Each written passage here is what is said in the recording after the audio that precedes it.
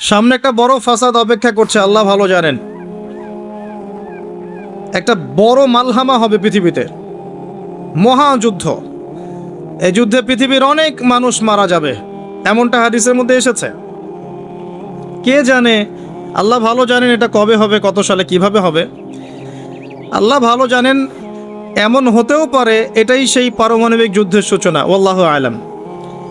কিছু মানুষ চাচ্ছে, একটা সভ্যতা চাচ্ছে যে পৃথিবীতে একটা মহাযুদ্ধ ঘটুক, এর ফলে পৃথিবীর ম্যাক্সিমাম মানুষ যেন মারা যায়, পরাশক্তিগুলো দমন হয়ে যায়, সে নতুন করে রাইজ করবে, সেই অপেক্ষায় বসে আছে। প্রথম বিশ্বযুদ্ধের পরে একটা কান্ট্রি বিশ্বের রুলিং স্টেট হয়েছে, দ্বিতীয় বিশ্বযুদ্ধের পর আরেকটা কান্ট্রি বিশ্বের রুলিং স্টেট হয়েছে। এখন অন্য কোনো রাষ্ট্রকে যদি পৃথিবীর শাসন রাষ্ট্র হিসেবে আত্মপ্রকাশ করতে হয়, তাহলে বিশ্বে আরেকটা বড় যুদ্ধের দরকার আছে।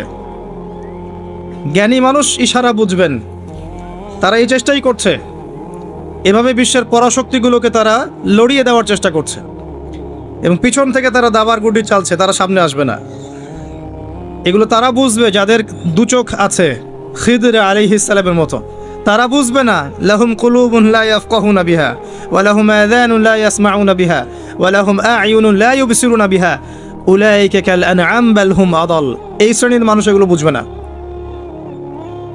তো পৃথিবীর প্রতিটা ক্ষেত্রে ফাসাদ মানুষ সৃষ্টি করেছে, আর মানুষের জন্য এই পৃথিবীর ক্ষতি অপেক্ষা করছে, পরকালীন ক্ষতি অপেক্ষা করছে। মানুষ বুঝতে পারছে না যে এর ফলে কি হতে পারে। মেডিসিন বন্ধ হয়ে যেতে পারে, পরিবেশের মধ্যে অক্সিজেনের লেভেল কমে যাবে, ফ্রেশ বাতাস পাবে না মানুষ, ফ্রেশ খাবার পাবে না, ইকোনমি পড়ে যাবে, তেলের দাম বেড়ে যাবে, প্রেশিয়াস জিনিস পাবেন না, নিত্য প্রয়োজনীয় জিনিসের দাম বেড়ে যাবে। এখনকারগুলো আরও অনেক শক্তিশালী, একটা বোমা একটা রাষ্ট্রকে উড়িয়ে দেওয়ার জন্য যথেষ্ট।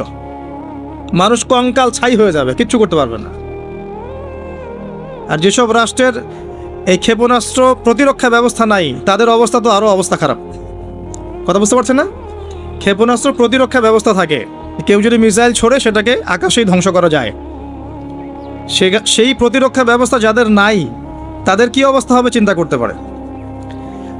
এই মালহামায় মুসলিমরাও জড়িয়ে যাবে, কারণ বিশ্ব এখন একটা, যেটা আমরা বলি যে গ্রামের মতো, ভিলেজ, একটা ওয়ার্ল্ড ভিলেজ, বিশ্ব একটা গ্রামের মতো হয়ে গেছে এখন। একদিকে ঢিল পড়লে আরেকদিকে এর প্রভাব পড়বে, তাই পুরো বিশ্ব একটা পরিবারের মতো হয়ে গেছে। একদিকে সমস্যা সৃষ্টি হলে সমস্ত বিষয়ের দিকে ইফেক্ট হবে, প্রত্যেকটা রাষ্ট্র ইফেক্টেড হবে। তো কেউই আমরা ক্ষতি থেকে মুক্ত নই, না দুনিয়ার ক্ষতি না পরকালে। আর পরকালের ক্ষতি তো আপনারা আমার চেয়ে ভালো জানেন। মানুষের জন্য অপেক্ষা করছে পরকালের সওয়াল জবাব, কবরের আযাব, মিজান, পুলসিরাত, জান্নাত, জাহান্নাম। ইন্নাল ইনসানা লাফি খুসর। তারপরেও মনে হয় আমাদের চালচলন দেখলে যে ক্ষতি আমাদেরকে স্পর্শ করবে না। আমাদের ব্যাপারটা এমন যে আরে অন্যদিকে কি হয় হোক, আমি তো ভালো আছি। যখন সব কিছু নষ্ট হয়ে যায় তখন নিজেও ভালো থাকা যায় না। থাকা যায়? যখন সব কিছু নষ্ট হয়ে যায় তখন নিজেও আর ভালো থাকা যায় না। তো আমাদের ভাগ্যেও ক্ষতি অপেক্ষা করছে, এটা সময়ের ব্যাপার মাত্র। এখনও যদি আমরা সচেতন না হই, নিজেদের ফিউচারের চিন্তা না করি, নিজেদের আমল, আকীদা, পরিবার, রিজিক এগুলোকে না গুছিয়ে নেই, তাহলে সমস্যা আছে। আমরা কি সমস্যায় পড়তে চাই? আল্লাহ পাক আমাদের সবার আকীদাকে পরিশুদ্ধ করুন, আমিন। বেশি থেকে বেশি নেক আমল করার তৌফিক দান করুন, আমিন। আমাদের পরিবারগুলোকে আল্লাহ পাক জান্নাতি পরিবার রূপে কবুল করে নিন, আমিন। সবাইকে আল্লাহ পাক হালাল রিজিকের ব্যবস্থা করে দিন। দিন ইসলামকে প্রতিষ্ঠা করার তৌফিক আল্লাহ পাক আমাদেরকে দান করুন। এবার আসেন, আল্লাহ 4টা কাজের কথা বলেছেন এই সূরার মধ্যে। ইল্লাল্লাযীনা আমানু ওয়া আমিলুস সলিহাত ওয়া তাওয়াসাউ বিল হক ওয়া তাওয়াসাউ বিস সবর। এই 4টা কাজ যে মুমিনরা করতে পারবে, মুসলিমরা করতে পারবে, আল্লাহ পাক তাদেরকে ফিতনা থেকে বাঁচিয়ে রাখবেন ইনশাআল্লাহ তাআলা। 1 নম্বর কাজ ঈমান। ঈমানের পিলার কয়টা? 3টা? 6টা? কয়টা? ইসলামের পিলার 5টা, ঈমানের পিলার কয়টা? 6টা। আল্লাহর প্রতি বিশ্বাস 1 নম্বর, ফেরেশতাগণের প্রতি বিশ্বাস 2 নম্বর, 3 নম্বর আসমানি কিতাব সমূহে বিশ্বাস, 4 নম্বর নবী রসুলগণে বিশ্বাস, 5 নম্বর পরকালে বিশ্বাস, ওয়াল ইয়াউমিল আখির, পরকালে বিশ্বাস। আর 6 নম্বর হচ্ছে তাকদীর বা ভাগ্যের ভালো মন্দের প্রতি বিশ্বাস। এগুলোকে 3টা কাজ করতে হয়। মনে বিশ্বাস করতে হয়, মুখে স্বীকৃতি প্রদান করতে হয় এবং কাজে বাস্তবায়ন করতে হয়। কেউ যদি খালি বলে, মুখে বলে লা ইলাহা ইল্লাল্লাহ, কাজ নাই, চলবে? তো এই 3টা হচ্ছে আমাদের ঈমানকে টিকিয়ে রাখার মূল মন্ত্র: মনে বিশ্বাস, মৌখিক স্বীকৃতি এবং কাজে বাস্তবায়ন। আল্লাহ পাক আমাদের সবাইকে এটা করার তৌফিক দান করুন। এই ঈমান আনার পরে আমলে সালেহ করতে হয়। আমলে সালেহ কি জিনিস? সহজ কথায় বলছি, কোরআন এবং সুন্নায়, কোরআন এবং হাদিসে আল্লাহ এবং তার রাসূল সাল্লাল্লাহু আলাইহি ওয়াসাল্লাম যতগুলো কাজ করতে বলেছেন সেগুলো করা হচ্ছে আমলে সালেহ। এবং কোরআন এবং সুন্নায় আল্লাহ এবং তার রাসূল যত বিষয় থেকে নিষেধ করেছেন সেগুলো থেকে দূরে থাকাও হচ্ছে আমলে সালেহ। কথা কি বোঝা যায়? যেমন আল্লাহ পাক সালাত আদায় করতে বলেছেন, 5 ওয়াক্ত আদায় করি তো আমরা, এটা আমলে সালেহ। আল্লাহ পাক যাকাত দিতে বলেছেন, নেশাব পরিমাণ সম্পত্তি হলে যাকাত দেই তো আমরা, এটা আমলে সালেহ। দেখছেন ভয়েস কমে গেছে। যাকাত সবাই দেন? সবাই যাকাত দেয় না। সবাই যদি যাকাত দিত, বাংলাদেশের যাদের যাকাত ফরজ হয়েছে এরা যদি সবাই ঠিকঠাক যাকাত দিত, অথবা যাকাত আদায় করা যেত সবার কাছ থেকে, বাংলাদেশের একটা মানুষ না খেয়ে মারা যেত না। চ্যালেঞ্জ করলাম, একটা মানুষও না, ইনশাআল্লাহ তাআলা, ইনশাআল্লাহ তাআলা। এবং ওই চায়না রাশিয়া যে বড় বড় প্রকল্পগুলো করে, ওর চেয়ে বড় প্রকল্প আমরা করতে পারতাম ইনশাআল্লাহ। আমাদের সম্পদের অভাব হতো না। আমরাই তো যাকাত দেই না, আমরাই তো ট্যাক্স দেই না, কর দেই না, আমরাই তো ফাঁকিবাজি করি, দুর্নীতি করি, আমরাই আমাদের সম্পদ লুটে পুটে খাই। তখন গিয়ে বাইরের বিশ্বের কাছে আমাদেরকে লোন নিয়ে আসতে হয়, ওয়ার্ল্ড ব্যাংকের কাছে, IMF এর কাছে। আবার সেই লোন শোধ করতে হয় চড়া সুদে। ওই সুদ আপনার পকেট থেকে যায়, আমার পকেট থেকেই যায়। দাড়ি টুপি রেখে ভাবছেন যে সুদ খান না? সবাই সুদ খাই। কে বলেছে সুদ খান না আপনি? ওয়ার্ল্ড অ্যাফেয়ার্স বোঝেন না তাই। আমরা যদি সবাই যাকাত দিতে পারতাম, দাঁড়ানোর ক্ষমতা ছিল না আমাদের সামনে।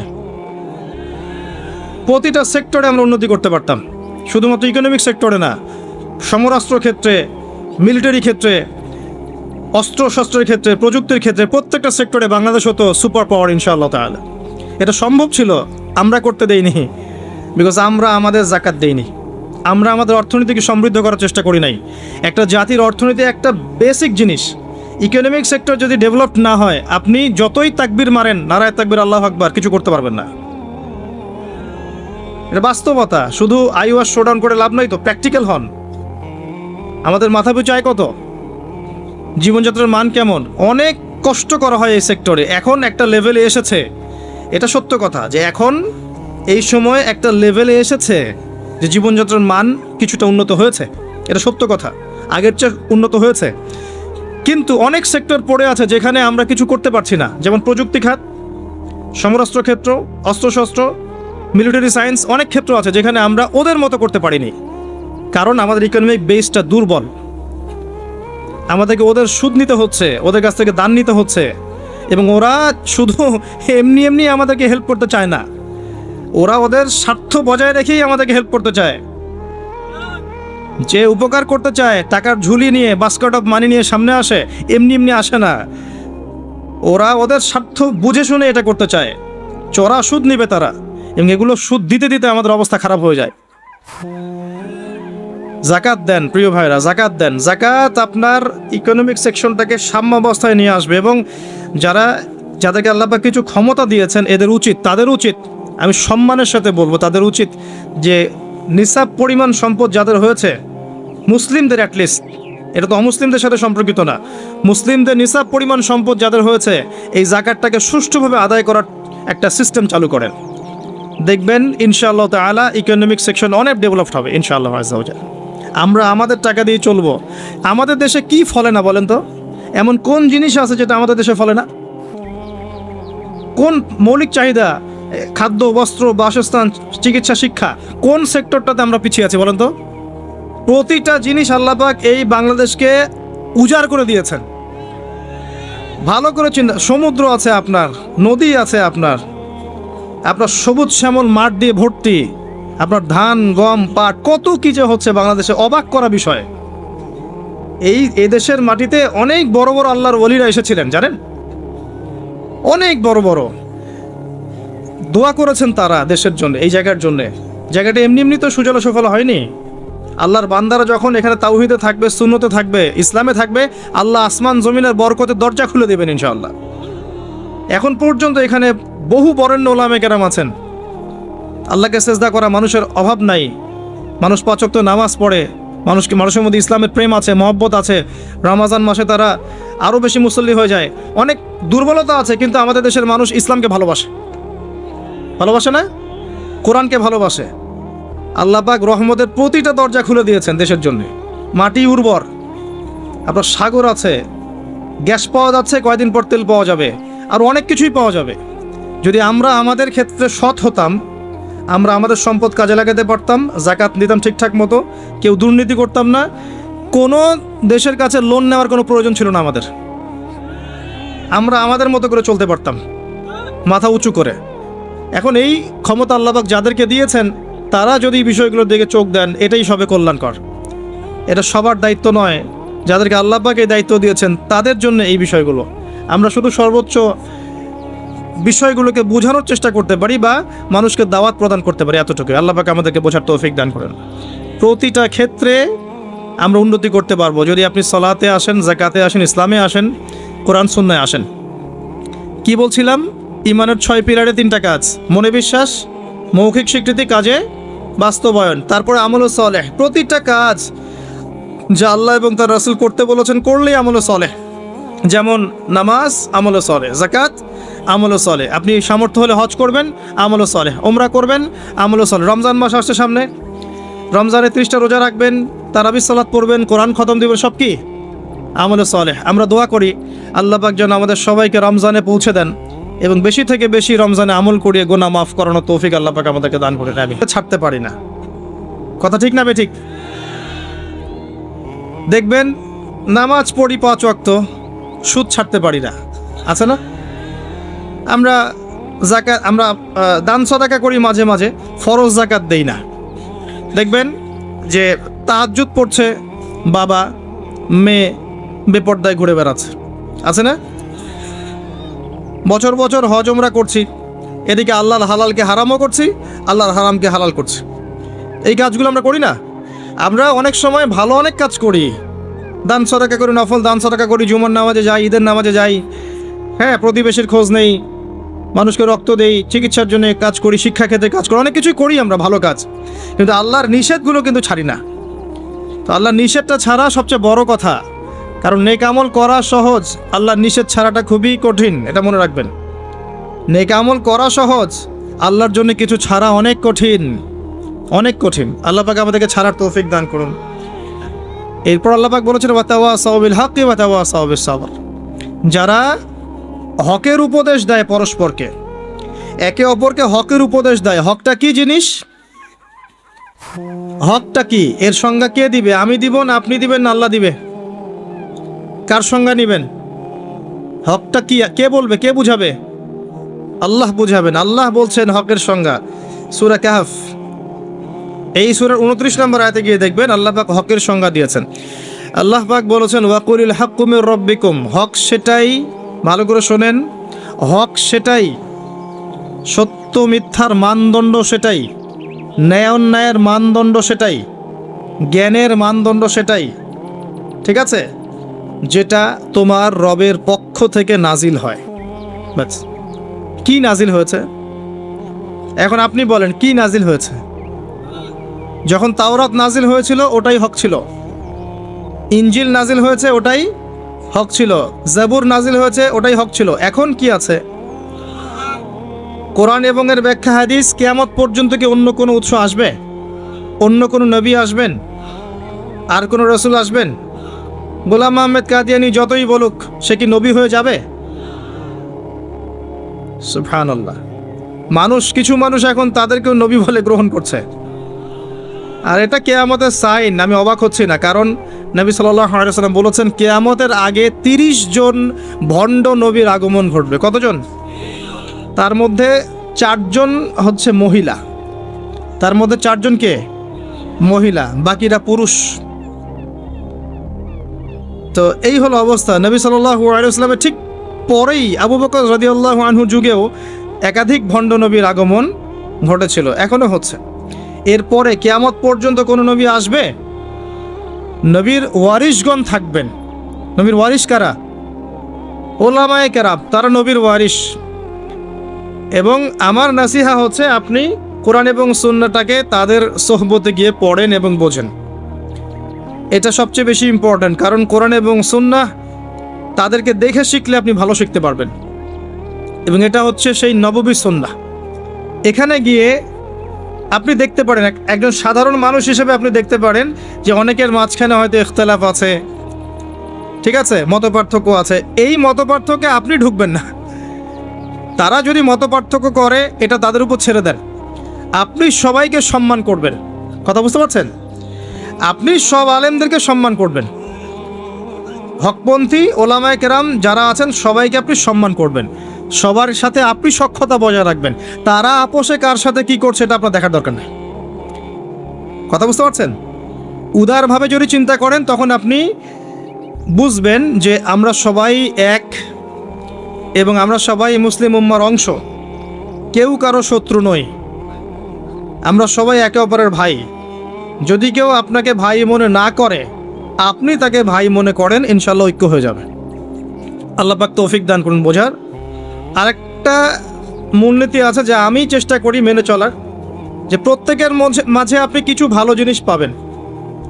যে আপনাকে দুই একটা বাজে কথা বলছে বা ভুল বুঝছে বা আপনার সমালোচনা করছে, তার মধ্যেও দেখবেন আপনি দুই একটা ভালো জিনিস আছে না? ওইটা আপনি নিয়ে নেন, ওই ভালোটুকু আপনি নেন। সে আপনাকে বকা দিয়েছে, গালি দিয়েছে বা তহমত দিয়েছে বলে তার ভালোটা নিবেন না, এমনটা করেন না। তার ভালোটুকু আপনি নিয়ে নেন উদার মনে। আর প্রত্যেকের মধ্যে আপনি দেখবেন কিছু বিতর্কিত বিষয় আছে, খারাপ, যেটা খারাপ, এই খারাপগুলো আপনি নিবেন না, আপনি এড়িয়ে যাবেন। তখন দেখবেন আপনি সবার মাঝে একটা হৃদ্যতার বন্ধন তৈরি করতে পারবেন, অন্যথায় সম্ভব না। আর আমরা যতই ক্ষমতার দাপট দেখাই না কেন, আমরা যদি ইউনাইটেড না থাকি আমাদের কোনো মূল্য নাই বিশ্বের দরবারে। শোনেন ভাই, আল কোরআনুল কারীমকে অবমাননা করা, একজন অমুসলিম, একজন নাস্তিক বা একজন মুরতাদ কোরআনকে অবমাননা করেছে, এর চেয়ে বড় অবমাননা আমার দৃষ্টিতে এটাই যে কোরআনের একটা সরাসরি বিধানকে আমরা লঙ্ঘন করছি। আপনাকে দেখাচ্ছি আমি। আল্লাহ পাক বলেছেন ওয়া'তাসিমু বিহাবলিল্লাহি জামিআ, এটা প্রথম হুকুম। তোমরা আল্লাহর রজ্জুটা শক্ত করে ধরো, ওয়া'তাসিমু, শক্ত করে ধরো, জামিআন, ঐক্যবদ্ধভাবে, এভাবে আর কি। হাতের আঙ্গুলগুলোর মধ্যে কোনো ফাঁক নাই, এভাবে। সূরা সফ পড়ে দেখবেন, কান্নাহুম বুনিয়ানুম মারসুস, এভাবে আল্লাহ পাক ধরতে বলেছেন, এভাবে। এটা প্রথম হুকুম। তারপরেই আবার বলেছেন ওয়ালা তাফাররাকু, এরকম হয়ে যেও না। দুটো কথা, ধরো আর বিভক্ত হয়েও না। আমরা ধরিও নাই, বিভক্ত হয়েছি। এখন আপনি বলেন যে কোরআনুল কারীমকে একজন নাস্তিক, একজন মুরতাদকে অবমাননা করেছে, ও তো জানেই না যে কোরআন কি জিনিস। এটা বড় বিষয় না আমি জেনে বুঝে এই যে আয়াতগুলো মানছি না, এটা বড় বিষয়। কার দিকে চোখ তুলবেন আপনি? কার দিকে আঙ্গুল তুলবেন? নিজের দিকে আঙ্গুল তোলেন আগে নিজেদের আখের গোছান। আমি আল্লামা তকি উসমানী হাফিজাহুল্লাহ একটা বই থেকে একটা আয়াত স্মরণ করাই। একটা আয়াতকে নিয়ে তিনি একটা বই লিখে ফেলেছেন যে ইয়া আইয়ুহাল্লাযীনা আমানু আলাইকুম আনফুসাকুম লা ইয়াদুররুকুম মান দাল্লা ইন ইহতাদাইতুম ইলাল্লাহি মারজিউকুম জামিআন ফায়ুনাব্বিউকুম বিমা কুনতুম তা'মালুন। হে মুমিনগণ, তোমরা আগে নিজেরা নিজেদের নফসকে ঠিক করো, নিজের ঘর নিজে ঠিক করো, নিজের ঘর নিজে ঠিক করো, নিজের নফস নিজে ঠিক করো। আগে নিজের দিকে আঙ্গুল তোলেন। আমাদের দুর্বলতা কোথায়? আমাদের তাওহীদের সমস্যা আছে, সুন্নতে অনেক সময় সমস্যা আছে, রিজিকের সমস্যা আছে, ঐক্য নাই, মিল মহব্বত নাই, ইউনাইটেড প্ল্যাটফর্ম নাই। অন্যের দিকে আঙ্গুল তুলতে যাবেন কি জন্যে? আগে নিজে ঠিক করেন। আলাইকুম আনফুসাকুম, এখানে আমরা কোরআনের সরাসরি বিরোধিতা করেছি, লঙ্ঘন করেছি। এটা কোরআনের আরও বড় অবমাননা আমার দৃষ্টিতে। এজন্যই রিকোয়েস্ট করি যে অ্যাটলিস্ট অর্থগুলো বোঝার চেষ্টা করুন। আপনি তিলাওয়াত তো করবেনই, প্রত্যেক হরফে 10টা কি পাবেনই, এটাতে তো কেউ বাধা দিবে না। প্রত্যেক হরফে 10টা করে নাকি পাবেন। এই যে আয়াতটা আমি পড়ে শোনালাম, এটার যদি অর্থটা আপনি না জানতেন তাহলে কি এই মেসেজটা পেতেন? এই মেসেজটা কি পাওয়ার দরকার নাই? এটাই আল্লাহ পাক বলছেন, ওয়াদারু মা বাকিয়া মিনার রিবা, সুদের অবশিষ্ট অংশ ছেড়ে দাও। ওয়া ইল্লাম তাফআলু, যদি তোমরা এটা না করো, ফাআযানু বিহারবিন মিনাল্লাহি ওয়া রাসূলিহি, আল্লাহ এবং তার রাসূলের সাথে যুদ্ধের ঘোষণা শুনে রাখো। আল্লাহ এটা বলছেন, আমি খাচ্ছি। কে অবমাননা করলো বেশি, আমি না নাস্তিক? কে করলো? আর এই যে আয়াতটা আমি পড়ে শোনালাম, এটার যদি আপনাকে আমি অর্থটা না বলতাম, আপনি কি বুঝতে পারতেন? এই অর্থ জানার দরকার নাই, এটাই বোঝাচ্ছি। প্রতিটা ক্ষেত্রে ওয়ালা তাকরাবু জিনা, জিনার কাছেও যেও না। আমরা করছি। আতিউল্লাহ ওয়া আতিউর রাসূল, আল্লাহর আনুগত্য করো, রাসূলের আনুগত্য করো, করছি না। তো আমরা কোরআনের যে আয়াতগুলোকে মানছি না বা আমল করছি না, এটা কি কোরআনের অবমাননা হচ্ছে না? এবং আল্লাহর এই মেসেজগুলো যে আমরা বোঝার চেষ্টা করছি না, এটা কি কোরআনের অবমাননা হচ্ছে না? কোরআনের ভিতরে তো ঢুকতে হবে, এর হকটা আদায় করতে হবে। আল্লাহ পাক আমাদেরকে বোঝার তৌফিক এনায়েত করুন, আমিন। এবং এই কাজগুলো কাদের, যারা এগুলোর জ্ঞানে দক্ষ, তাদের কাছে গিয়ে আপনি এগুলো জানবেন। এতে তাদের সম্মান আরও বাড়বে, কমবে? কখনো না। হকটা আল্লাহর পক্ষ থেকে আসে এবং এই হকের দাওয়াত একে অপরকে দিতে বলা হয়েছে। যত মানুষ আপনার আহ্বানে হকপন্থী হবে, হকের পথে আসবে, এই সমস্ত মানুষের নেকি আপনি পাবেন ইনশাআল্লাহ তাআলা।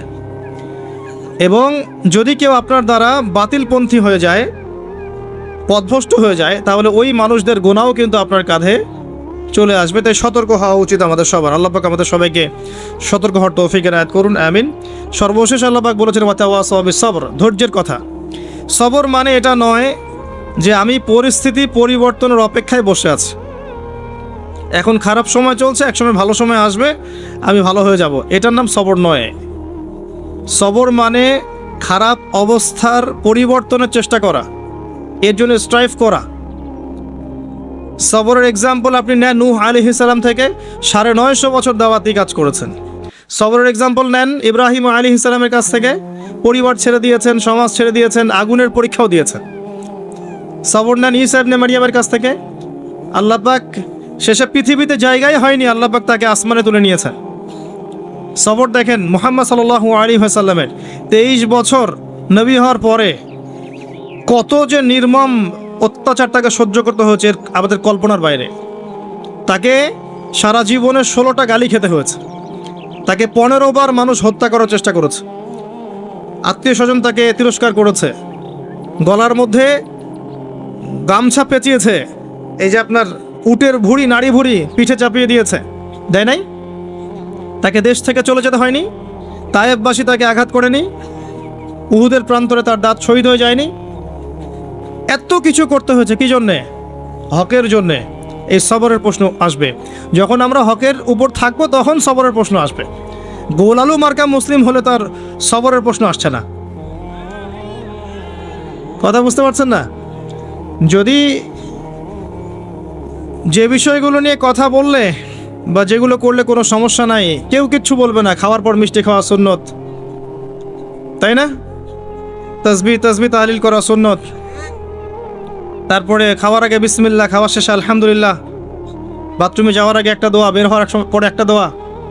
এই যে বিষয়গুলো আছে, যেগুলো ইসলামের চরম শত্রুর মুখের উপর বললেও তার কোনো সমস্যা নাই, তখন কোনো বাধার প্রশ্ন আসবে না। যখন আপনি কমপ্লিট ইসলামটাকে সমাজের সামনে উপস্থাপন করার চেষ্টা করবেন এবং এটার জন্য আপনি স্ট্রাইভ করবেন, তখন আপনার হকের পথে বাধা আসবে, তখন সবরের প্রশ্ন আসবে। এবং এই সবরের এক্সাম্পল আমরা নবীদের জীবন থেকে নিতে পারি, রাসূলুল্লাহ সাল্লাল্লাহু আলাইহি ওয়াসাল্লাম সাহাবায়ে কেরামের জীবনী থেকেও নিতে পারি।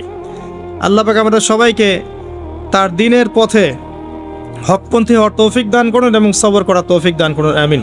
মৌলিক কিছু কথা বলছি যে আল্লাহ পাক আমাদেরকে পরকালে উদ্ধারের জন্য এবং দুনিয়াতে সফল হওয়ার জন্য এই সূরার মধ্যে 4টা কাজের কথা বলেছেন। আমার সাথে একবার বলেন, প্রথম কাজটা কি? ঈমান। ঈমানের পিলার কয়টা? 6টা। মনে থাকবে? এই 6টাকে কি করতে হবে? মনে বিশ্বাস, মুখে স্বীকৃতি, কাজে বাস্তবায়ন। এরপরে আসবে আমলে সালেহ। আমলে সালেহ কাকে বলে? আল্লাহ এবং তার রাসূলের সমস্ত আদেশ মানা কি আমলে সালেহ। তার সমস্ত নিষেধ বর্জন করা কি?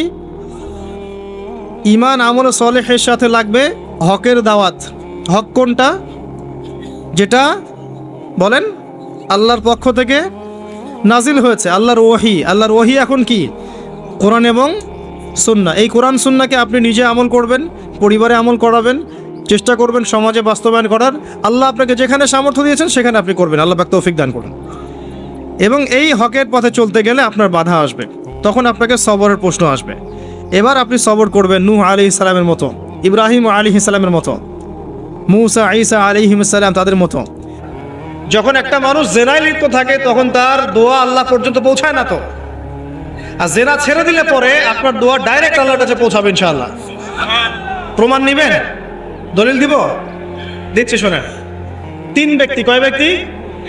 তিন ব্যক্তি চলছে পথ, হঠাৎ ঝড় এসেছে, একটা গুহার মধ্যে ঢুকেছে, গুহার মুখ বন্ধ হয়ে গেছে, একদম বন্ধ, বের হওয়ার কোনো জায়গা নেই। এটা সত্য ঘটনা, রাসূল সাল্লাল্লাহু আলাইহি সাল্লাম বলেছেন। এখন তারা বলছেন তো বের হওয়ার তো কোনো অপশন নাই, কিভাবে বের হবো আমরা? একজন বলছে তাহলে একটা কাজ করি, চলো আমাদের নেক আমলের ওসিলা করে আল্লাহর কাছে দোয়া করি। কিসের ওসিলা? নেক আমল। আমরা এই যে দোয়া করার জন্য হুজুর ডাকি, তাই না? আসেন 40টা, এই যে 1 বছরই 3 দিন 7 দিন করি না? নিজের দোয়া নিজে করা শিখেন। আপনার কি চাওয়া সেটা কি আমি বুঝতে পারবো নাকি?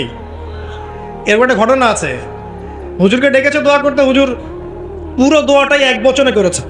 আল্লাহ আমাকে হেদায়েত দাও, আমাকে রিজিক দাও, আমাকে হেফাজত করো। আর মুসল্লি সব বলছে আমিন আমিন আমিন। দিন শেষে লাভ কার হলো? হুজুরের।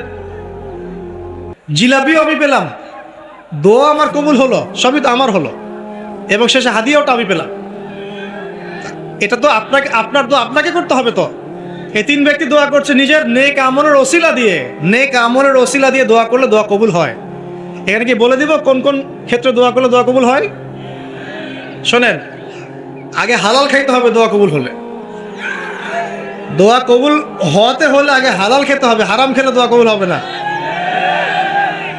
আর আমরা এখন সুদের যুগে বাস করি না?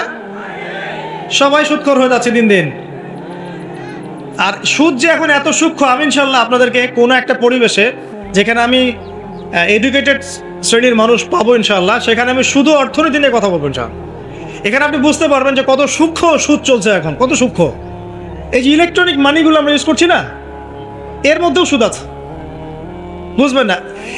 একটা রাষ্ট্রকে তারা বাদ রাখে না সুদখোর বানাতে।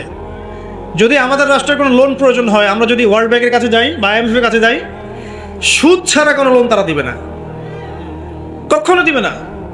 এবং এটা ফোর্সফুলি করবে তারা, সুদ ছাড়া আপনি বেরিয়ে হতে পারবেন এখান থেকে।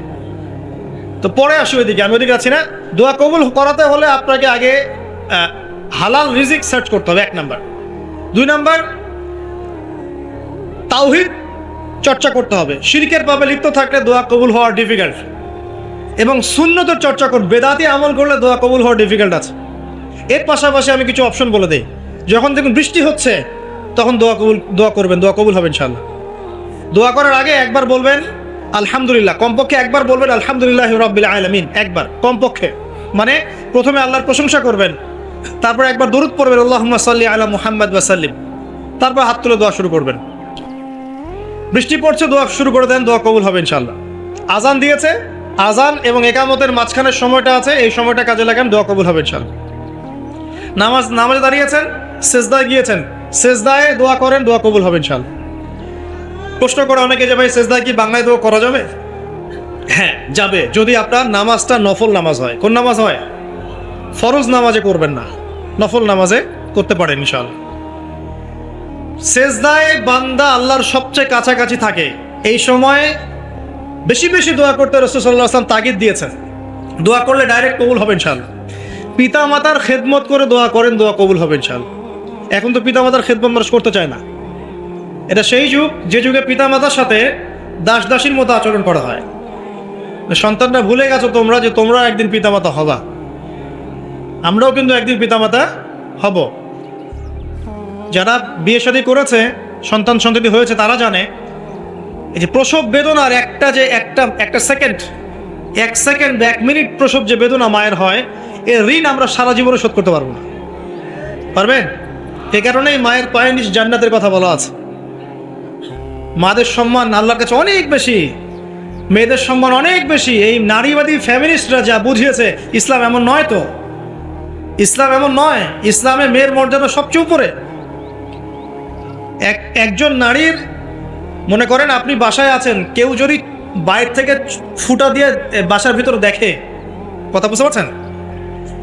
আপনার জন্য হালাল ওই ব্যক্তির চোখের মধ্যে এরকম শিক ঢুকিয়ে দেওয়া, এটা হালাল আপনার জন্য, করতে পারেন আপনি, কিচ্ছু করেন না। আল্লাহ আইনে আপনি কোনো অপরাধী নন।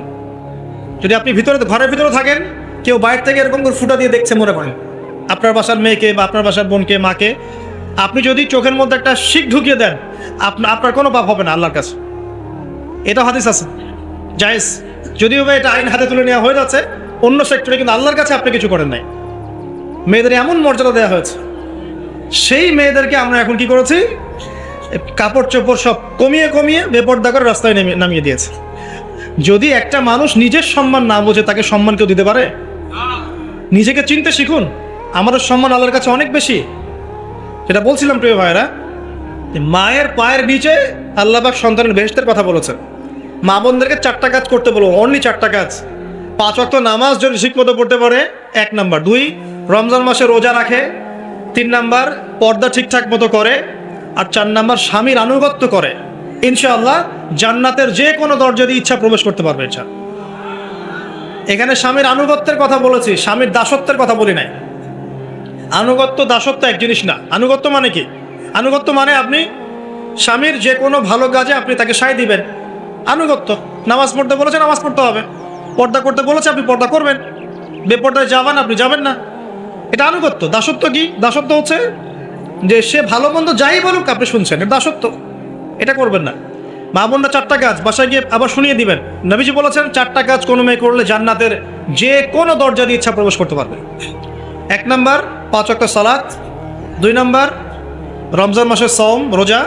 3 নাম্বার, পর্দা ঠিকঠাক মতো করবে, লজ্জাস্থানের হেফাজত। এবং 4 নাম্বার, স্বামীর আনুগত্য করা। মায়ের খেদমত করে দোয়া করেন, দোয়া কবুল হবে ইনশাআল্লাহ। বাবার খেদমত করে দোয়া করেন, দোয়া কবুল হবে ইনশাআল্লাহ। কোরআন তেলাওয়াত করে দোয়া করেন, দোয়া কবুল হবে ইনশাআল্লাহ। মনে করেন শেষ রাতে উঠেছেন, মানে শেষ রাত বলতে বোঝাচ্ছি, এই ধরেন যে 2টার পর থেকে, এখন 2টা 2:30টার পর থেকে নিয়ে ফজর পর্যন্ত শেষ রাতে উঠেছেন। এই সময় আপনি যা দোয়া করবেন ইনশাআল্লাহ কবুল হবে।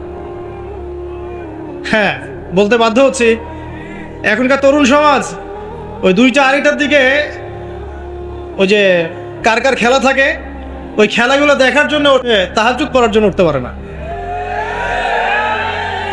অথচ আল্লাহ পাক বলছেন কি, যে শেষ রাতে আল্লাহ পাক প্রথম আসমানে নেমে আসেন এবং আহ্বান করেন, কে আছো আমার কাছে কিছু চাইবে আমি দিব, কে আছো আমার কাছে রিজিক চাইবে দিব, কে আছো আমাকে ডাকবে আমি তোমার ডাকে সাড়া দিব, কে আছো আমার কাছে ক্ষমা চাইবে আমি তোকে ক্ষমা করে দিব। প্রিয় যুবক ভাইরা, আল্লাহকে মূল্যায়ন করতে শিখুন। এই সময়গুলোতে দোয়া করলে ইনশাআল্লাহ তাআলা আপনার দোয়া কবুল হবে ইনশাআল্লাহ। সবচেয়ে ইম্পর্টেন্ট হচ্ছে এটা, যেটা আমরা প্রত্যেক দিন পড়ি, প্রায় 17 রাকাত নামাজ পড়ি আমরা, ফরজ নামাজ। শুধু ফরজ নামাজের কথাই বলছি। এখানে আপনি 34টা সেজদা করেন। 17 রাকাত ফরজ, 34টা সেজদা করেন। প্রত্যেক সেজদা যদি একটা করে দোয়া করতে পারেন ইনশাআল্লাহ আল্লাহ আপনার দোয়া কবুল করবেন। দোয়া কবুল করার কিছু জায়গা বলে দিলাম, তো বেশি বেশি দোয়া করতে হবে। আমরা উম্মার অবস্থাগুলোকে বুঝতে শিখব। এখানে এই 3 ব্যক্তি, এটা বলে আমি শেষের দিকে যাচ্ছি, একটু ধৈর্য ধরেন। এই 3 ব্যক্তি পড়ে গেছে গুহার মধ্যে। আমি বলছিলাম জেনা ছেড়ে দিলে তোমার দোয়া আল্লাহ পাক ডাইরেক্ট কবুল করবে ইনশাআল্লাহ। কিভাবে? এই দলিল দিচ্ছিলাম যে তারা বলছে আমাদের নেক আমল যা আছে এটা দিয়ে দোয়া করতে হবে, কোনো অপশন তো নাই বের হওয়ার। একজন বলছে যে আল্লাহ, আমি আমার পিতা মাতার খেদমত করতাম, মাকে দুধ পান না করিয়ে কখনো দুধ পান করি নাই। আল্লাহ, এই কাজটা যদি তোমার কাছে ভালো লেগে থাকে আজকে আমাকে এই বিপদ থেকে উদ্ধার করো। এই দোয়া করার সাথে সাথেই এই গুহা থেকে পাথরটা একটু সরে গেল ভেবে। আর জড়বস্তু আল্লাহ পাকের হুকুম মানে, আল্লাহ পাকের হুকুম মানে না খালি 2টা শ্রেণীর মানুষ, এক হচ্ছে মানুষ আর একটা জিন জাতি। এই পুরো প্রকৃতি আল্লাহ পাকের হুকুম মেনে চলে। আর জড় বলতে আসলে কিছু নাই, যদি আমি বোঝানোর জন্য জড় বলেছি, আল্লাহ পাকের হুকুমে সবকিছু জীবন্ত। এই যে মাটিতে আমরা বসে আছি না এখন, এই মাটি কিয়ামতের মাঠে সাক্ষী দিবে যে এখানে মাহফিল হয়েছিল। হ্যাঁ, ওইখানে বসে তুমি টিকটক করেছো, লেকচার শুনো নাই ভালো করে। একটা মাহফিলে যাচ্ছিলাম, দেখলাম যে এখন স্টেজে উঠি নাই, ওই সুযোগে দেখলাম যুব সমাজ রাস্তার পাশে দাঁড়িয়ে সিগারেট খাচ্ছে, ব্রেক নিচ্ছে আর কি, চা সিগারেটের ব্রেক। হুজুর আসলে আলোচনা শুনবে। তো এখানে এসে যদি আমরা মানে কোরআন সুন্নাহর বাইরে কোনো কাজ করি, এই মাটি আবার সাক্ষী দিবে। এটা দলিল কোথায় আছে? সূরা জিলজাল পড়ে দেখবেন। সূরা জিলজালের মধ্যে দলিল আছে যে আল্লাহ পাকের হুকুমে এই জমিন কথা বলবে ইনশাআল্লাহ, আল্লাহ পাক হুকুম করলে। জি, তো একটু সরে গেল ওই পাথর, তারপরের ব্যক্তি দোয়া করছে, আল্লাহ আমার একজন কাজের লোক ছিল, সেই কাজের লোক কিছু টাকা পেত, টাকা না নিয়ে বেচারা চলে গেছে, আমি ওই টাকা দিয়ে কিছু পশু কিনেছি, এই পশুগুলো কিনে আমি পালন করেছি, অনেক দিন পর সেই ব্যক্তি এসেছে আমার টাকা দাও। তখন আমি বলেছিলাম যে এই যতগুলো পশু দেখছো সব তোমার। সেই লোক বলছে, আমার সাথে কি ঠাট্টা করছো?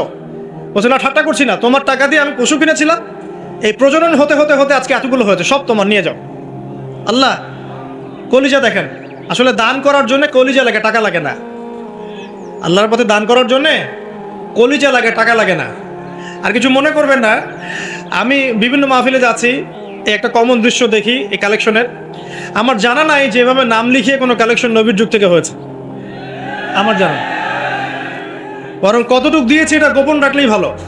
কে দিয়েছে, কত দিয়েছে জানানোর কোনো দরকার নাই, দিয়েছে নিয়ে চলে আসবেন, শেষ। আমরা কাকে সন্তুষ্ট করার জন্য দেই? আল্লাহ জানলেই তো যথেষ্ট। কি দরকার জনগণ জানতেই হবে আমি 5,000 টাকা দিয়েছি? এতে আমার লাভটা কি? নেকি উল্টারও কমে গেল। উল্টা 7 শ্রেণীর মানুষ, একটা হাদিস আছে, 7 শ্রেণীর মানুষ কিয়ামতের মাঠে আরশের ছায়া পাবে। কিসের ছায়া পাবে? আরশের ছায়া, যে ছায়া ছাড়া কোনো ছায়া থাকবে না। ওর মধ্যে এক শ্রেণী হচ্ছে ওই ব্যক্তি যে এত গোপনে দান করে, তার বাম হাত জানে না ডান হাত কি দান করছে। আল্লাহ পাকের খাজানা যে এত প্রচুর, আপনি দান করলে কমে যাবে এই চিন্তাই করবেন না কখন। তবে সবচেয়ে সেরা দান কোনটা জানেন? আপনার প্রয়োজন আছে এখন, এই প্রয়োজনের সময় দানটা হচ্ছে সেরা দান। এবং সবচেয়ে উত্তম খরচ কোনটা? সবচেয়ে উত্তম খরচ হচ্ছে আপনার পরিবারের পিছনে খরচ। আপনার পরিবারের পিছনে খরচটা আপনার সবচেয়ে শ্রেষ্ঠ খরচ। আর দান করে মধ্যম পন্থায়, এমন হবে না যে নিঃস্ব হয়ে গেলেন দান করে একদম, আবার এমন না যে কৃপণতা প্রদর্শন হচ্ছে, এমনও না। মধ্যম পন্থায় দান খয়রাত করবে ইনশাআল্লাহ। আর কিয়ামতের মাঠে মানুষ তার দানের ছায়ায় থাকবে ইনশাআল্লাহ।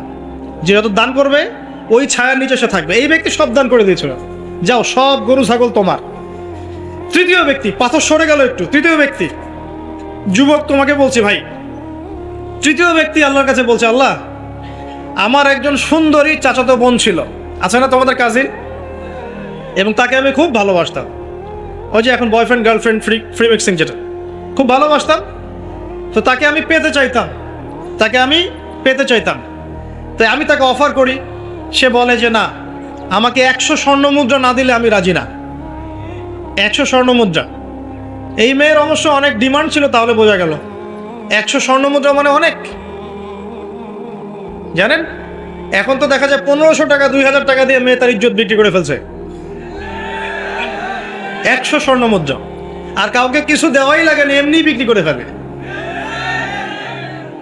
কত প্রশ্ন, কত যে প্রশ্ন আসে আমাদের কাছে, যে ভাই বা হুজুর বা ভাইয়া ওস্তাদ, কত জীবনে এক পর্যায়ে ভুল করেছি, এরকম জেনায় লিপ্ত হয়ে গিয়েছিলাম, প্রেম করেছি ইত্যাদি, আমি কী করবো, আমার কি ভালো হওয়ার রাস্তা আছে কিনা, বা আমি তওবা করে ফিরে আসছি, আমি কি এখন বিয়ে করতে পারবো কিনা। প্রশ্নের শেষ নাই। বেশিরভাগ প্রশ্ন এরকমই আসে এখন। আরেকটা বেশি প্রশ্ন আসে, ভাই উস্তাদ হুজুর আমার স্বামী পরকীয়া আসক্ত, আমাকে দেখে না, এই হয় সে, এইগুলো প্রশ্ন বেশি।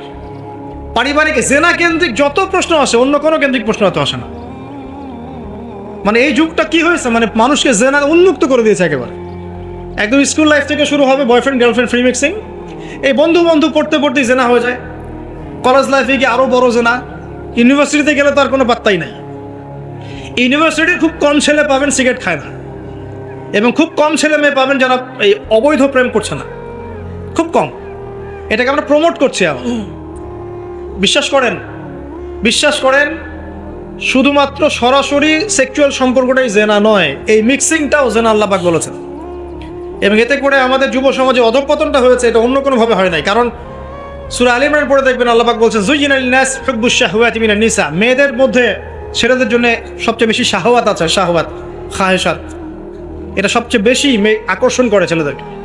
সমাজের কাঠামো ভেঙে যাচ্ছে, তো সমাজের কাঠামো ভেঙে, আমরা তো বাইরে ভালো মানুষের লেবাস পরে আছি, দেখবেন বহু পরিবারে পরকীয়া চলছে, আপনি জানেন না, ভিতরে ভিতরে ভিতরে ভিতরে। আমরা তো লজ্জা এগুলো বলি না, চোখ লজ্জায় বলি না, বেশিরভাগ পরিবারে চলছে এগুলো, এখন কমন হয়ে গেছে। এই ফ্যাশন শোর নামে, বিউটি কন্টেস্টের নামে, এই সেই মানে অশ্লীলতাকে প্রমোট করা হচ্ছে চতুর্দিক থেকে। রেপ, ধর্ষণ দিন দিন বাড়ছে আর বাড়ছে। বাচ্চা কাচ্চা, ছোট ছোট বাচ্চা মেয়ে পর্যন্ত রেহাই পাচ্ছে না। এই কয়দিন আগে একটা মেয়েকে কত পিস পিস করে ভাসিয়ে দিয়েছে একেবারে, দেখেন নাই? কোথায় আছেন? সমাজটা কোথায় গেছে? আমরা ভালো মানুষের মুখোশ পরে বসে আছি। একটা মাহফিল করে কি সব হবে? কনস্ট্রাকটিভ কাজ করতে হবে। তারুণ্যের এই শক্তিটাকে আল্লাহর জমিনে দিনের প্রচার প্রসার প্রতিষ্ঠার কাছে ব্যয় করতে হবে। যতক্ষণ পর্যন্ত আমরা এরকম ভালো মানুষের লেবাস সেজে বসে থাকবো না, আমার ঘরেও ফেতনা ঢুকে আসবে, টের পাবেন না। যখন ফেতনা ছড়িয়ে পড়ে ওটাকে দমন করতে হয়। দমন না করলে ওইটা আমার ঘরেও ঢুকবে তো এক সময়। আমি একা ভালো থাকতে পারবো না তো। আরে দমন করার ক্ষমতা আল্লাহ পাক যাদেরকে দিয়েছেন তাদের উপর অবশ্য ওয়াজিব হয়ে গেছে এগুলো দমন করা। এখন তাদের উপর একটা ফরজ ওয়াজিব হয়ে গেছে দমন করা এগুলা, নাহলে আল্লাহ পাক কঠিন শাস্তির সম্মুখীন করবেন। একটা হাদিস বলে সামনে যাই, শেষ করে নিচ্ছি, গুড়িয়ে নিচ্ছি। নবীজি বলছেন একদিন ঘুম থেকে উঠে চোখ ঘষতে ঘষতে লা ইলাহা ইল্লাল্লাহ, আল্লাহ লা ইলাহা ইল্লাল্লাহ। তার স্ত্রী সামনে যায়নাব বিনতে জাহাশ রাদিয়াল্লাহু আনহা, তিনি বলছেন ইয়া রাসূলুল্লাহ, কি হয়েছে, সমস্যা কি? নবীজি বলছেন ওয়াইলুল লিল আরব, আরবদের জন্য ধ্বংস, আরবদের জন্য ধ্বংস। মিন শাররি কাদ ইখতারাব, কি ভয়ঙ্কর ফিতনা ধেয়ে আসছে। তখন তার স্ত্রী বলছেন ইয়া রাসূলুল্লাহ আনুহলিক ওয়া ফিনা সালিহুন, আমাদের মধ্যে সৎ মানুষ, ভালো মানুষ থাকা অবস্থাতেও কি আমরা ধ্বংস হয়ে যাব? নবীজি বলছেন বালা, অবশ্যই, নাম, হ্যাঁ অবশ্যই ধ্বংস হবে। ইযা কাসরাতুল খাবাস, যখন সমাজের মধ্যে অশ্লীলতাকে ছড়িয়ে পড়া হবে। যখন সমাজের মধ্যে অশ্লীলতা, বেহায়াপনা ছড়িয়ে পড়বে, আলেম জালেম সব ধ্বংস হয়ে যাবে। এই সময় এখন আসে নাই? আসে নাই? হারাম, একটা সামান্য একটা হারাম ঠুনকো একটা খেলাকে নিয়ে সারা বিশ্ব কি করতেছে দেখেন নাই?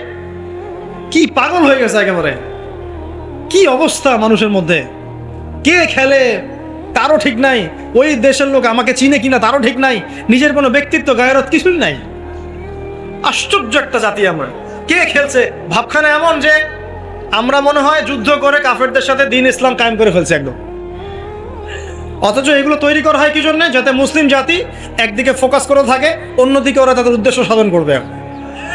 সারা ওয়ার্ল্ডের চেহারা একদিকে ফিরাইছে, এদিকে দেখো, এই যে খেলা দেখো, আর বাকি পিছনে যে কাজগুলা ঠিকই করছে ওরা। দেখবে কি কাজ করছে কয়দিন পরে দেখতে পারবে। পাবলিকলি আমি বললাম না, কারণ বললে সব বুঝবেন না আপনারা, আর সব জায়গায় সবকিছু বলতে নাই।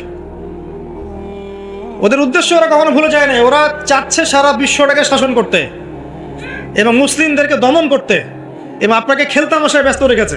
লাচো এখন যুবকদের কোনো হিতাহিত জ্ঞান পর্যন্ত চলে গেছে। এখন হিতাহিত জ্ঞান, তোমাকে এইভাবে চুল কাটতে কে বলছে? তোমাকে এইভাবে চুল কাটতে কে বলছে? এদিকে একদম ছিলে রেখে দিচ্ছে, এখানে মাঝখানে উঁচা একটা ময়ূরের মতো রেখে দিচ্ছে। মানে এভাবে চুল কাটতে তোমাকে কে বলছে? কে তোমাকে মেসির ফলো করতে বলছে? তোমার জন্য রাসূল সাল্লাল্লাহু আলাইহি ওয়াসাল্লামের বাবরি চুলের সুন্নত নাই? আজীব একটা ব্যাপার। দাড়ি রাখছো, বিরাট কোহলির মতো দাড়ি রাখছো, কেন? রাসূল সাল্লাল্লাহু আলাইহি ওয়াসাল্লামের মতো ছাড়া দাড়ি রাখতে পারো? আশ্চর্য। আমাদের আদর্শ চিন্তা হবে না? নবী সাল্লাল্লাহু আলাইহি ওয়াসাল্লামের মধ্যে এত সুদর্শন হ্যান্ডসাম মানুষ থাকতে আমি কাকে ফলো করব? যুবকদের পুরো মাথাটাকে ব্রেইন ওয়াশ করে ফেলা হয়েছে এখন। কারণ ওরা জানে খুব ভালো করেই, যুবকরা যদি আল্লাহর পথে ফিরে আসে ওদের সমস্যা আছে, সমস্যা। এই কারণে তোমাদেরকে ভুলিয়ে রাখা হচ্ছে। নিজের জীবনের মূল্য দিতে শেখো। আল্লাহ পাক তোমাদেরকে কি জন্য সৃষ্টি করেছেন এটা বুঝো। শোনো, দুনিয়া যদি চাইতাম আমি অনেক কিছু করতে পারতাম, এই সুযোগ আমার সামনেও ছিল। আমরাও স্বপ্ন দেখেছি একসময়, পাবলিকলি এটা বলেই ফেলছি। আমরা একসময় স্বপ্ন দেখেছি বাংলাদেশ ক্রিকেট টিমের ওপেনিং ব্যাটসম্যান হব, সবাই আমাকে চিনবে, সবাই আমার পোস্টার লাগাবে ঘরে ঘরে, সবাই আমার কাছে অটোগ্রাফ নিতে আসবে, ছবি তুলবে, ইত্যাদি ইত্যাদি। যখন থেকে দিন বুঝেছি আলহামদুলিল্লাহ, একদিনও পিছিয়ে ফিরে তাকাইনি আলহামদুলিল্লাহ। এখনো মানুষ কিন্তু ছবি তুলছে, আমাদের সাথে তুলতে যাচ্ছে, অটোগ্রাফ চাচ্ছে, একই বিষয়। এখন আমি আর অ্যাভয়েড করছি জিনিসগুলোকে। নিজেকে চিনতে শিখো। আল্লাহ রাব্বুল আলামিন তোমাকে আমাকে সৃষ্টি করেছেন, আল্লাহ পাক আমাদের হাতে এই দিনের বিজয় দেখতে চান। আল্লাহ পাক চান যেন আমরা আল্লাহর দিনটাকে পালন করি, প্রচার করি, প্রসার ঘটাই। ইনশাল্লাহ এক সময় দিন প্রতিষ্ঠাও হবে ইনশাআল্লাহ। আমরা যদি খেলতামাশায় মত্ত থাকি তাহলে দিনের প্রচার কে করবে, প্রসার কে করবে?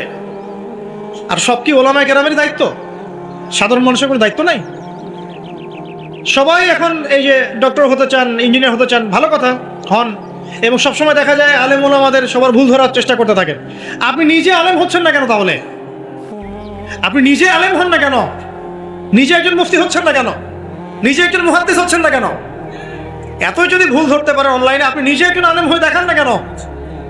তারপর দুটা কথা বলেন জাতির সামনে, দেখেন মানুষ কিভাবে রিসিভ করে। কত সহজ এই কাজটা। অথচ সারা ওয়ার্ল্ডের মধ্যে ইসলাম আস্তে আস্তে সংকুচিত হয়ে গেছে। আমরা কবে স্মার্ট হব? প্রিয় ভাইরা, মনে রাখবেন আমরা সবাই মিলেই মুসলিম জাতি। পলিটিক্যাল লিডার্স আছেন, প্রশাসনের লোক আছেন, আমাদের যুবক যুবতী, তরুণ তরুণী, সবাই মিলেই আমরা এই উম্মাহ জাতি। আমরা কেউ কারো শত্রু নই, কেউ কারো দুশ্মন নই। সবার মধ্যে ভালো কিছু পাবেন, ভালো নিয়ে নেন, খারাপটা ছেড়ে দেন। উম্মাহকে ঐক্যবদ্ধ করার চেষ্টা করেন। এই ছোটখাটো বিষয়গুলোকে ইখতিলাফ বন্ধ করেন, আল্লাহর ওয়াস্তে বন্ধ করেন। বড় বড় বিষয়গুলো দিকে ফোকাস করেন। তরুণদেরকে শিক্ষিত করেন, আদর্শ পরিবার করেন, শিক্ষা অর্জন করেন, জ্ঞান অর্জন করেন, বড় আলেম স্কলার হন, বিশ্বকে নেতৃত্ব দেন। পলিটিক্স করলে ভালো করে করেন, যাতে করে আপনার দ্বারা দুনিয়ার দিনের খেদমত হয়, আলহামদুলিল্লাহ। ইকোনমিক্স হলে ভালো করে হন, বিজ্ঞানী হলে বড় বিজ্ঞানী হন, মানে আপনি বড় স্বপ্ন দেখেন। ইয়াং জেনারেশনকে নিয়ে আসেন ইসলামের দিকে, তাদের দ্বারা ইনশাআল্লাহ ইসলামের বিজয় হবে। ওই যুবক বলছে, আল্লাহ আমার এই চাচাতো বোনকে পেতে চাইতাম, সে 100 স্বর্ণমুদ্রা চেয়েছে। 100 স্বর্ণমুদ্রা সে বহুত কষ্ট করে অর্জন করে শেষমেশ ওকে দিল। দেওয়ার পর বলছে, এখন আমাকে দাও। এখন সে প্রস্তুত, শুরু করবে। মানে দুজন কাছাকাছি এসে গেছে, এবার সম্পর্ক শুরু হবে কেবল। এই হওয়ার সময় এই মেয়ে বলে বসছে যে, হে আল্লাহর বান্দা, আমি আমার সতীত্ব এতদিন পর্যন্ত হেফাজত করেছি, আল্লাহর দোহাই লাগে আমার সতীত্বটা নষ্ট করো না। কে বলছে? এই মেয়েটা বলছে। এবার এই ছেলে তাৎক্ষণিক সেখান থেকে উঠে গেল। হাদিসে এমন শব্দ এসেছে যে সেই ছেলে ওই মেয়ের মানে মাঝখানে বসে পড়েছে আর কি। ওখান থেকে সে উঠে গেল, উঠে স্বর্ণমুদ্রাও নিল না, স্বর্ণমুদ্রা রেখে দিয়ে সে আল্লাহর ভয় সেখান থেকে উঠে চলে আসলো, জেনা করলো না। সে বলছে, আল্লাহ ওই কাজটা যদি আমি তোমার ভয়ে করে থাকি, তুমি যদি জানো, আজকে এই পাথরটা এখান থেকে সরিয়ে দাও আল্লাহ। আল্লাহ পাক সেই পাথরটা পুরো সরিয়ে দিন এখান থেকে।